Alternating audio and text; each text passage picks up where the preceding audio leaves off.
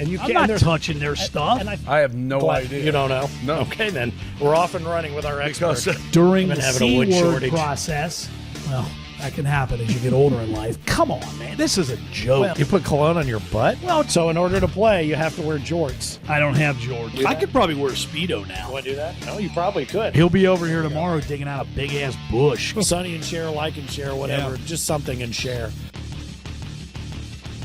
Yes, hello. Hey, it's another edition. See if I can get this right, because I butchered it last week. My goal today is nothing more than get the beginning and the ending correct. Right. So welcome to another edition of Larger Than Live, Season 2, Episode 4.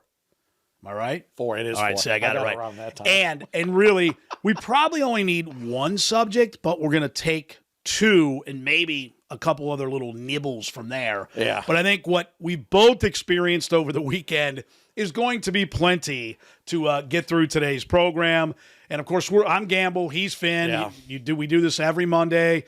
Right now at 7. We do it Thursday nights. The Reality Check on News Radio 700 WLW 9 to midnight. But so hey, I'm off to a good start. Yep. So far, so good. Yes. Now, well, we originally titled this episode Warm and Fuzzy based on the fact that the temperatures are going up and Fidge is getting fuzzier. Correct.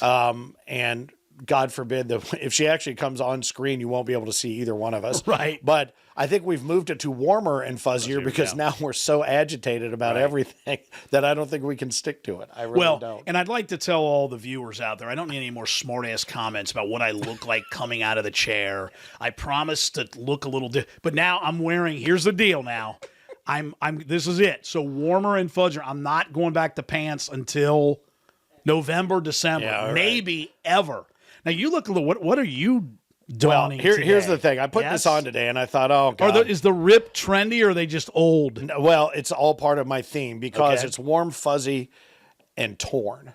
And Torn, The okay. reason that and this sweatshirt actually fits the theme on a number of levels because I spent a good period of the last 2 weeks traveling. Yes. And we're going to get to travel and home ownership are our two main topics today. And we're going to try to keep this to around 30 and then do a couple of little nuggets later to keep, just to keep it engaging and whatnot. But the reason that I wore this is this sweatshirt is my ode and my tribute to airlines. And the Mickey Mouse way with which they're being run. I'll get to that in a moment. And the torn is the fact that as I was traveling, I was torn over my desire to get back to life as normal with regard to masks and all of this stuff.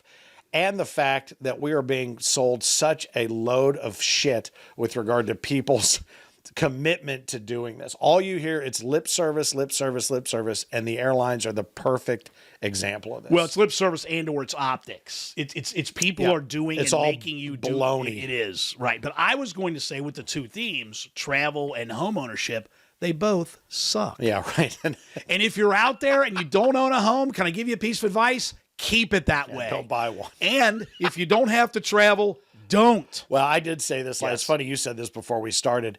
If I had to do this, I mean, I've been on 8 airplanes in the last 8 days. If I had to do that for a living, I'd quit. No, I'm with with you. Well, I can tell you back There's in the no day, way. I had opportunities back in my journalistic life. I did that right this time, journalistic. I could have covered other things that would have required a lot of travel. No, not a chance. It is a monumental pain in the ass. I don't understand. Now, granted, if you're going to the Caribbean or you're going to an all-inclusive or 2 weeks to Europe to just enjoy yourself, it's still a pain in the ass to get there and get home. But I can't imagine doing it for business. And I would tell you this. You have to look at the airlines, for instance, and think the logistics of, okay, we've got this many planes. They got to get from here to here to here. But for me, one was pleasure, one was business. One of these trips, both of them had layovers. Yeah, I am much more of a direct flight kind of Oh, guy. I gotta just want to be. get on No and question. go. I pack as little as I can. I'm going to start mailing my luggage to the place I'm going instead of trying to check it. Correct. The whole idea of your first bag is free as being a that's bonus. ridiculous. There was a day, kids, if you remember, when you could check all your luggage for free. Then they put a weight limit on it. Then, so on and so forth. And now your first bag is free is now a bonus. That's nonsense. But I just, the layover, I ended up having to take a second mortgage on my house on this trip so I could drink at the bar at the airports. But I think the thing that drove me the craziest, all you're hearing now in the airports is, due to federal mandates, masks must be worn this way and this way and this way.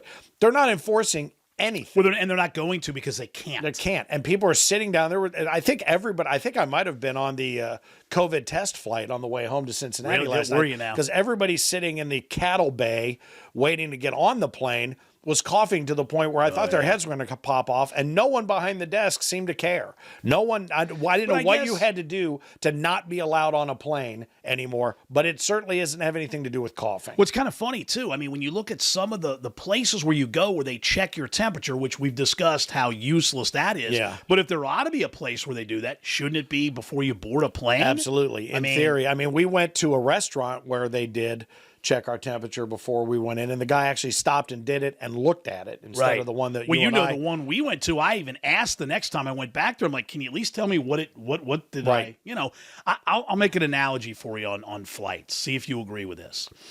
Airline flights and you as a passenger are kind of like you as a patient in person at a doctor's office. Mm-hmm. There are too many. Right? I mean, doctors, and I get it. I know a lot of people need to get in there. But look, if you can't see them all in a timely fashion, don't schedule them. Well, and this is the other thing. This is before your safety, we're leaving the middle seat open. One airline, Delta, did do that when I went down on the first trip. The middle seats were open. There were 3 on this side, 2 on this side. But 2 people here next to each other, then seat filled, middle empty, seat filled. Okay. What difference does that make? None. Then I get on the other trip, and it's a different airline, my least favorite one in all the land, American, and they're like, we've oversold. How in the hell are you overselling this? Well, that's my point. They offered an $875 travel voucher last night for someone in the interest of safety that would go the next morning. If they had pulled 2 people off that plane, it wouldn't have made any difference in the world. And it has nothing to do with in the interest of safety. No. It's called we've got too many people for seats. So again, even during this. But isn't overselling similar to scheduling too many patients to see a doctor? Yeah. And if anything, God forbid, goes wrong, surgery runs late, he gets caught in traffic, then you're royally screwed. Every time I go, and I love this place, they've done a great job trying to fix my ridiculous vision, 3 hours. I am there from the time I enter in my appointment time to the time I exit, 3 hours. Yeah. Well, and the whole process of, telling you, are you waiting in your car? No, not anymore. Well, you used to basically wait in your car, you'd call, and then you'd go in. But only are you allowed to bring someone in with you if you need it for physical assistance. Yeah. Well, in the airports now, they've got this, please keep this seat open. Please keep this seat open. Nobody's paying attention to any of that. Masks are down here on the top lip, if they have one on at all. No one's enforcing anything. And then the best part is, one airline, again, Delta, got it right. They started to board from the back.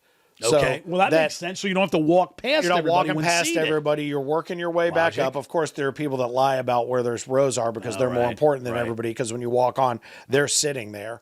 But so they do that they got that right. The others are not. They're still loading the other way. But then you get in there, you piled in, you're sitting right, the person in front of me is literally here. Right. God forbid if they lean back. And then they say, in the interest of safety, when we're deplaning, please wait until the people in the row in front of you have gotten their bags from the overhead and are 6 feet away. Well, you'd never get off the plane. 6 feet away. No wonder. 6 feet away. For what reason? That person's been right here. I've been counting lice on their head the entire flight. And now they got to be 6 feet away. And my guess is that many of their carry-on bags are above the bin that's where you're seated. And there was back a row. And there was some cat yesterday that was on my final flight back into Cincinnati. And this was one of those little ones that had a row of 1 over here and 2 over here. Yeah, right. And this guy, honest to God, they probably should have put him in the nose cone. His ass, he was this big. He was this wide, and he moved. He was in the back, and then he put all his stuff up, so the gut was out. It was like a Will Ferrell movie. His gut was out in the face of this person. His ass crack was over in the face of this person. Then they moved him up to the front to get him out faster, and his ass was literally, I could see this much of his ass rubbing all the way down the line, going down to get to the front row. Consider yourself lucky, though, because I'm surprised on the 2 on the right that he wasn't right next to you. Oh, for God's sake. Oh, I spent 8 flights playing no, No, you know the game you play when someone's walking down the aisle and you're like, no, please don't, please don't. That's please great. don't, and please you know don't. what? It's great. There could be, for us being men, all of a sudden there's a very attractive female. Not a chance, you know? No, there's then no there's way. somebody with either an infant who is already crying or somebody who's obese. Yeah. And that's who's going to be right next to us. No question. Yeah, no question. Well, and last night on the flight back home, and we'll reset here in a minute, but a woman sat down next to me. I'm like, oh my God, no way. I hope she doesn't like to talk because I'd like to sleep. But she sits down and she starts going, hey, da da da da da. I'm like, she's, she seems nice enough, whatever, blah, blah, blah. And the first thing out of her mouth was, I'm just coming in from Alaska. I was helping such and such. She goes, I haven't had any sleep since 2:00 yesterday morning. All I've been doing is drinking beer and I really have to pee. She said that? That's the very first things out of her mouth. Approximate age. 35. Okay. And did she get up and go pee and then fall asleep? Right before Okay. we sat on the runway for 30 extra minutes because a course. plane got All stuck right. on the way out. Way to go, American. Nicely done. A plane got stuck as they were pushing it back from the gate.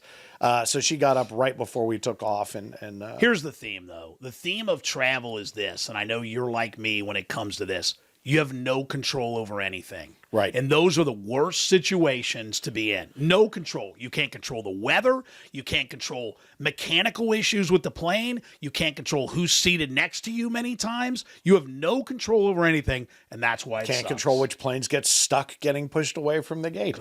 We sat on a plate on the tarmac for 30 minutes waiting to get up to a gate because something else was. And I will tell you this. And this is going to lead to our little extra session that will be available for you on the Extra. Well, that's the thing. We also got to figure out a name for this. Maybe Yeah, we extra do. is the way we go, but this will be on our dedicated YouTube channel, and we invite you to smash that subscribe button. That's what the kids say. He's Gamble. I'm Finn. This is the Larger Than Live from Studio on. G. Studio G. This is season 2, episode 4. Hope you're counting. All right. So my final thought on all this was just the lip service. Don't, and I guess it kind of goes back to this saying that I've lived by for a long period of time, and I really came in full focus in this. Don't shit on my head and expect me to say thanks for the hat. You know what I mean? Yeah. And that's kind of where we are. It's don't post all this stuff about how safe you're doing, and then this guy over Typhoid Larry next to me is coughing till his head almost pops off of his neck, and he's probably going to be the guy sitting right behind me. But I would also tell you that optics, if you're going to do it just for optics, don't do it. If you're going to do it because, I mean, aren't you of that same ilk with restaurants where here's the top of the booth and then here's the plexi, maybe 2 feet higher? There's no point to that. No point to that whatsoever. No. Unless someone stands up in their booth to sneeze. Right. It really doesn't make any difference because it all comes down to air circulation anyway. I have a final question for you about travel. So if you were going on something for pleasure and you had the choice of flying or driving, it wasn't an insurmountable drive, would you select one over the other, or would it depend? Here's a great example. Part of the troop that I was with this weekend drove. Okay. From Branson, Missouri. By choice? Yes. Okay. They had to be there early, so they went to some meetings. They drove to Branson about 10 hours. Okay.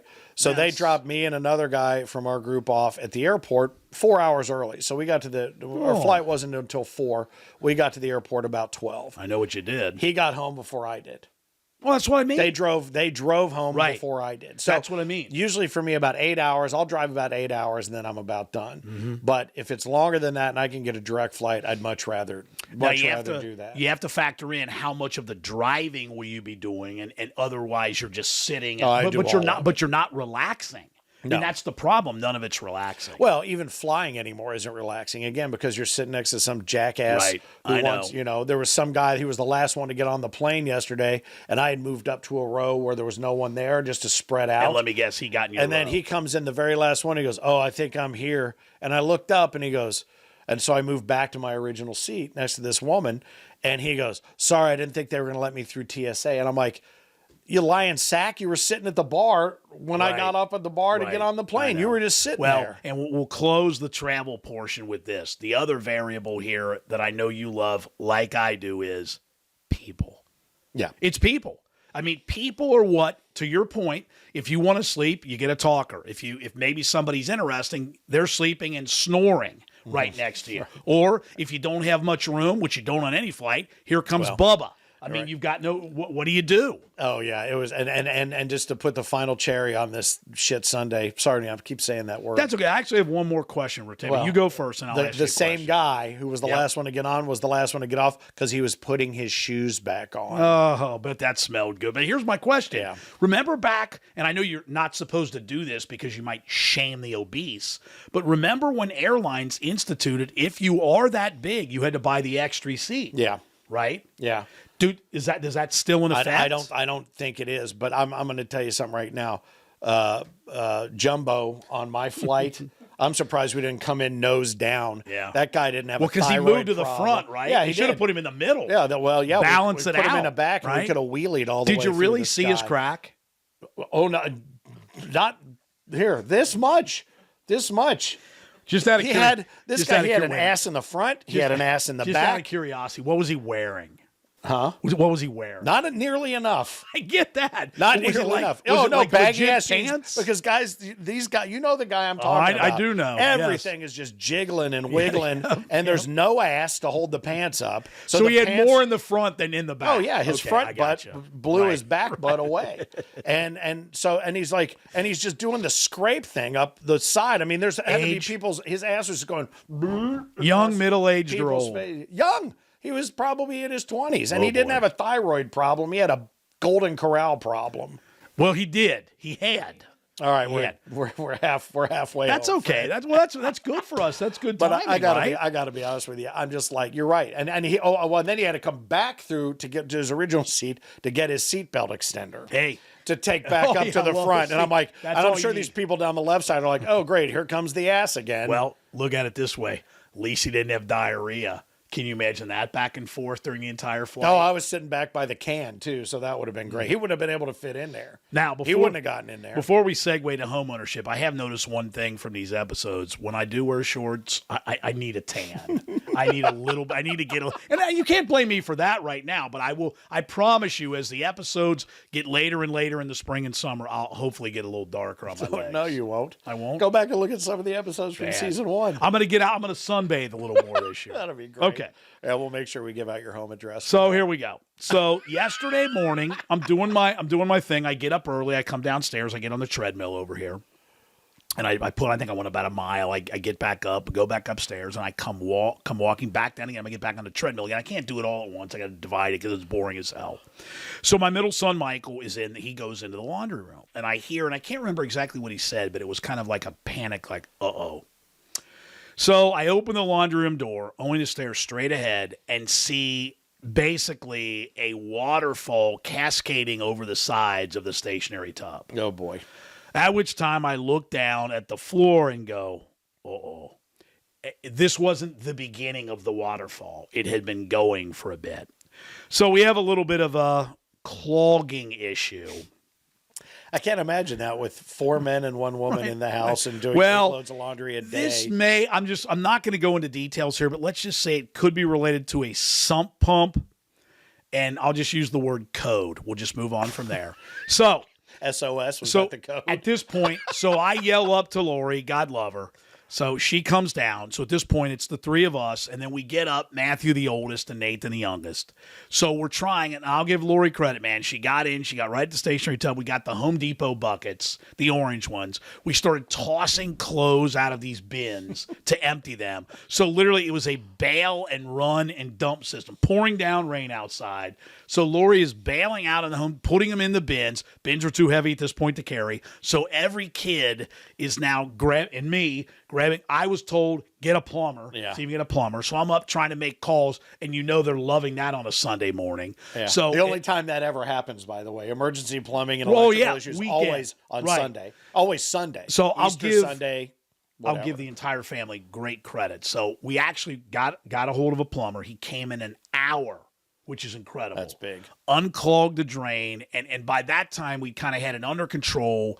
But the reality of it was it took, so now everything, and we have in our laundry room is also a storage room. It's the only storage in the entire, really the real storage in the entire, besides of course what you're seeing behind us here. But So anyway, that is now this is, but I'm turning this, because I like to see things glass half full. I'm right? positive as you're negative. Yeah, I try to remain positive. Is that right? Yeah. So, but So the Home Depot 5-gallon bucket is half full. actually, it was all full yesterday. No shit. And now, by the way, I got this off my rack. I have 2 clothes racks, and this one hangs low. My right sleeve from here on down is just soaked in water. I presume all the right sleeves are on that rack. But I'm repping the Reds Community Fund. So Charlie, Matthew, Jerome, Jeremy, all the fine folks there. There you go. He's soaking in it. I'm sure they're. Yeah, I'm soaking up the Reds Community Fund. I'm sure they're pleased. But so it's one of those where, and so now I was thinking about this. So we managed to negate disaster because I had it once before. Where see all this stuff behind you. Yeah. One of the reasons these got built is I had freestanding over there. One time the sump pump died. Yeah, I've had that We happen. didn't know it. It flooded the entire basement. I want to say that was an insurance claim, but my God, dude, it was like $5,000, and we had fans and dehumidifiers. We were able to do this ourselves, but I'll just toss this at you. Just think about this. The Gamble house needs a brand new driveway, non-negotiable. I mean, you could break your ankle on a driveway. The window on our bedroom could, if the winds kind of turn up in the spring, fall out. We need new windows. I'm hoping that one time I'm out in the driveway that the chimney doesn't fall on my head because the chimney needs to be, we've got like chip brick. Pointed. And then I think there was one, and basically we need this one bathroom. Honestly, the 3 boys have been using it. An extractor needs to just come in, remove the toilet. But think about this. What I just described to you is about $40,000. Yeah. 40. I mean, just for the record, I don't have that sitting. Well, around. the good news is the house is paid off, right? So you don't you have that just hanging out. No question. But I mean, but think about that. But then the problem with home ownership, and I know you'll agree with this, is one thing leads to another. You just fix this, and then oops, and it's all the unexpected. It just never ends. Well, if it was expected, you wouldn't buy the house to begin with. Well, if the house really? came up and you went to buy it and lights split and said this is going to need to be replaced in 2 years. I mean, I probably need a new roof. Yeah. And I've decided my timetable for the new roof is after I sell it. There you go. That's a good time. You like that? So inspection. Well, you guys can get a new roof. We got a new roof, and insurance paid for it. You remember a few years back when we had those like 100-mile-per-hour winds on that Sunday afternoon? It blew it blew like 40 plus shingles off the roof. I mean, so it was. But you're right, and I would tell you the problem is you have to make all those calls of like, well, you shouldn't be surprised. That's normal wear and tear. I'm tired of normal wear and tear. Well, right? and I think what's interesting is you'll buy, something will go wrong, like your water heater. Oh, well, these things last 20 years. Great. I got mine at 19 and a half. That's awesome. Thanks. Right. And you guys can enjoy, the people that buy my house can enjoy the next 15 years of this water heater or whatever. But it just, look, that is what it is. I would say the frustration of that still to me outweighs renting and having to count on someone to fix it for you when you know they have no intention of doing that whatsoever. But I'm telling you, I have forever made fun of people that sell their house and buy the big RV or the big bus and then just start working their way around the country. And I'm like, you know what? I think that's what I'm going to do. I'm going to buy one of those because I can chase weather. Going RV, are we? Yeah, I can chase the weather that I want around the country, see the things that I've never gotten to see, and the bill collectors can chase me. That'd be awesome. They'll never find you. Never find now, me. didn't you know somebody who did that? Yeah, I've known a couple of people that did. Originally, I wanted to live in a treehouse in South Carolina. See, I think that'd be cool. But there's too many hurricanes now rolling up the East Coast to get up into there valid now. Point. So if I could just get in this bus and cruise around and plug in someplace for $45 a night and meet the people in the park. If you're in that treehouse, it's on a direct path to you. Oh, there's no question. Not even now. I'll be in some sort of pine and it'll bend me over like this and fling me out into the Atlantic Ocean. And you know what? Which is probably what I want. I'd go, oh well. Okay. Now, let me ask you about put my hands behind my back and go. What's your opinion of the tiny house? I don't have a problem with that. See, If I it's think just me. See, to me though, I think What are they? 200 square feet? I think I need well, about 800. I think 400. I need some about I've 800 seen. square feet. Well, look at me. Pretty soon I'm going to be 8,000. But I don't know, dude. That seems I'm to me turning like into that dude. But you're not. But really, that's all about it's all about this saving the environment. Not to me. That's not just it. nonsense. No, that's not why I would do tiny it. house to me. No, I smaller maybe, but not tiny. Well, that dude, that Pete, what's his face from Animal Planet that does those tree houses. Oh, I watch That's those. the Those are guy because I awesome. figure by Yep. the time I'm ready to retire, well, I was ready to retire 10 years ago, but the time I'm able to retire, Right. which is never, I would try to find that guy's Yeah, that's company cool. when nobody cares Right. about him anymore. Go, Right. hey, can you build me one of the, a 1,200 square foot tree house? Yeah.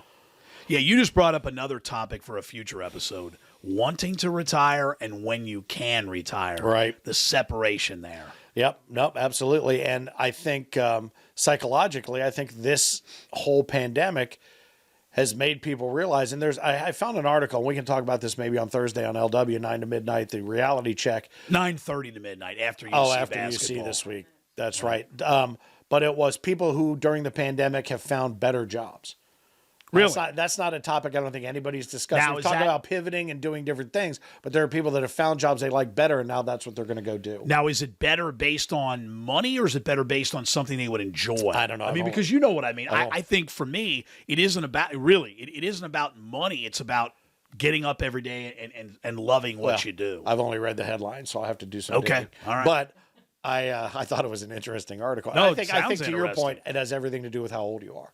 Yeah. If you're still building Well, your fortune right. and amassing Correct. your goods and whatnot, then it's about the money. If you're done with all that and you just want to enjoy, that's kind of where I'm at. It's just about enjoying what I'm doing and putting a handful of things together. That I didn't know that you had a do enjoy. fortune. Oh, I don't have a fortune. Oh, either. but you mentioned the word fortune. Oh, I have one out of a fortune cookie Oh, that okay, says you're that's- going to need to work for the next 35 years. I've read Fortune magazine have you? at a time or two, but I think I don't yes. like the comedian Fortune Feimster. I don't like her. Okay, well, that's- no. Anyway. So we've exhausted the word fortune, and we've almost exhausted Yes. our time for this episode. We are going to have a little extra segment coming soon. We're going to put show and tell, I think, on hold Okay. Yeah. for the time being until we maybe need. I should have wheeled the dehumidifier in here for show and tell, right? Well, just for the show, you've already done the tell. Right, well, At that's least true. You could have. Right. It's a monster. It looks like the robot from Lost in Space. But so we'll have that if for some reason we can't think of enough to talk about. So we may never do show and tell again. But extras coming your way, and I think we'll wrap it up there. Don't you think? Yeah. All right. So know that the airlines are full of Toro Caca. Know that home ownership is a pain in the hiney, and that also big heinies running down the aisle of your airplane. Sick. Probably one of them is going to end up in your face. And those are the lessons you've learned today. We're going to wrap up this edition of Larger Than Live, Season 2, Episode 4 here from Studio G at House Gamble. He's Gamble. I'm Finn. And we are out. Hey, I got it right.